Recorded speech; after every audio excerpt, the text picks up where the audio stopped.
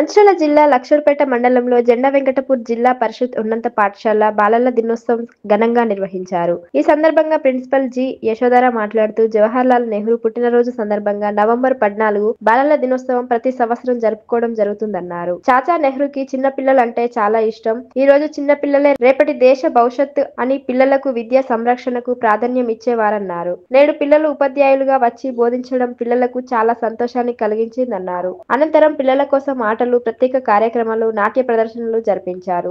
పిల్లల తల్లిదండ్రులు వచ్చి కార్యక్రమాలను తిలకించి ఆనందం వ్యక్తం చేశారు.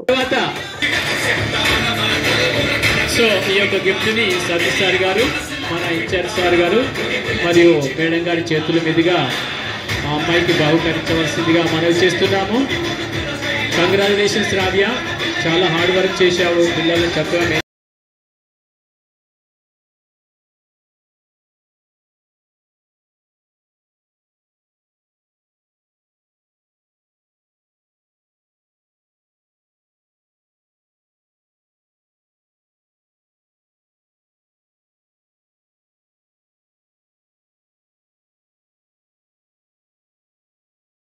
కొత్త హెడ్ మాస్టర్ గారు